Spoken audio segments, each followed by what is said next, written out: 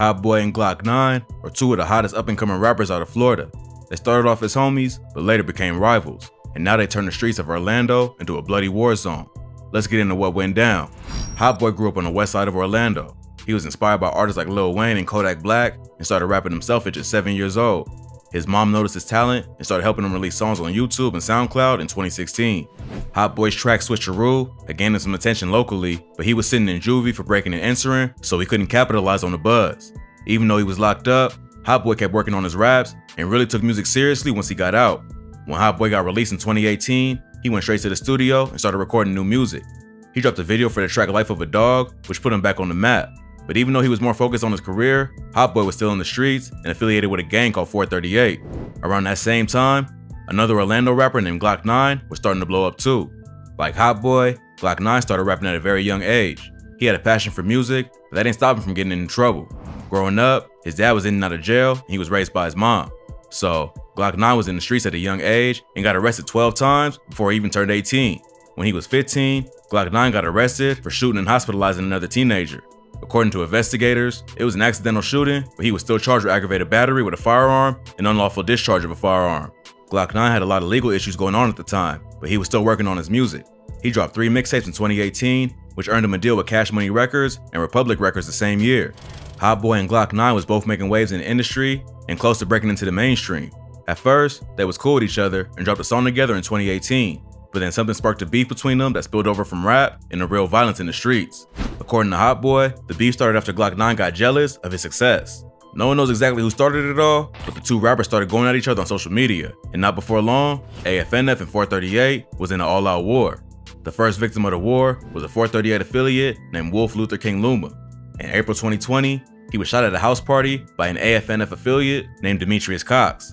By the time the police got there, Luma was already taken to the hospital, but later died from his injuries. 11 days later, a memorial for Luma was shot up by members of AFNF, leaving 3 injured and 1 dead. Dexter Rentz was a high school football star who was just 1 month away from enrolling at the University of Louisville on a scholarship, but he got killed before he could achieve his dreams. Rentz had no gang ties, but he was friends with Hotboii and Luma. His younger brother Derek tried to save his life with CPR and later told reporters what happened. They were at my daddy's house on Elise Street, right across the street from, I guess, the apartment house where these guys were shooting.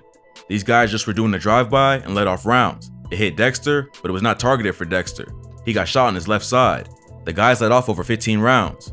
This was all from some rap beef, I guess. The main suspect from the shooting was an AFNF member named Jeremiah Robinson.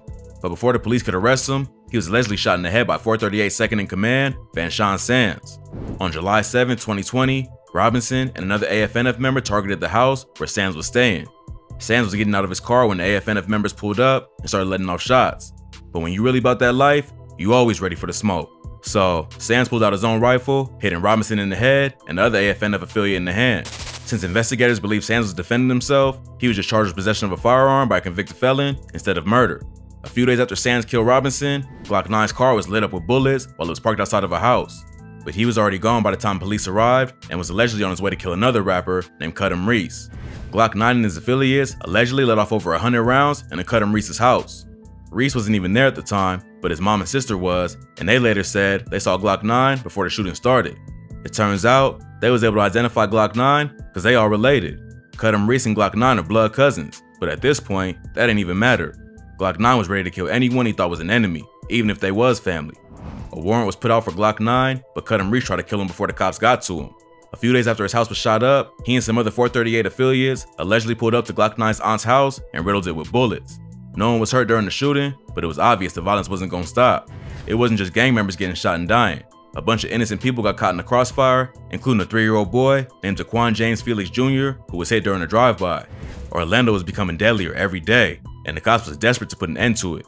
A special investigation called Operation X-Force was created to bring down AFNF and 438. The cops used wiretaps, informants, and more to gather evidence. But while they was working to build a case, the violence in the streets never stopped. In October 2020, Glock 9 was at a mall in Orlando. According to police reports, 2 men in a white BMW circled the parking lot looking for his whip. When they found it, they sat and waited for Glock 9 to come out. When they saw him walking towards his car, they pulled up on him, and one of them started letting off shots. Glock 9 and his homies ducked for cover, while everyone else in the parking lot panicked and tried to get away. No one was hit during the shooting, but Glock 9 already had a warrant out for his arrest and got booked by the cops at the scene. He was charged with carrying a gun as a felon, then police found out that his gun was used in other shootings too. The shooting at the mall put even more pressure on the cops to do something about the gang violence. The body count was gonna keep climbing, and police informants reported that hits was being put out on both sides. Operation X-Force used informants and wiretaps to uncover how the gangs operated. 438 and AFNF was smuggling guns, drugs, and money. Both gangs was being run like organized crime families, and the cops knew they had to bring everything they had if they wanted to stop them.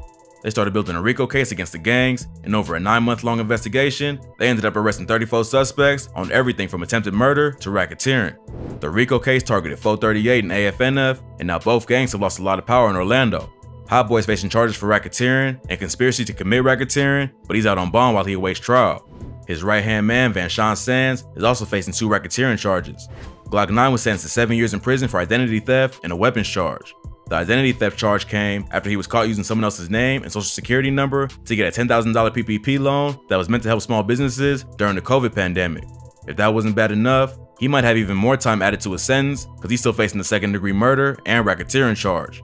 Glock 9 and Hotboii had a lot of potential to make it out of the streets and make a living off their music, but they did everything possible to throw it all away over a pointless beef. At this point, both sides have lost too many people for them to ever be cool. But hopefully, the RICO case will stop more innocent people from getting caught in the crossfire. If Hotboii can beat his case, there's still a chance for him to make it out of Orlando, but Glock 9 has already been sentenced to 7 years. Plus, he's still facing the attempted murder and RICO charges. More info will come out as the case develops, so tap in for updates.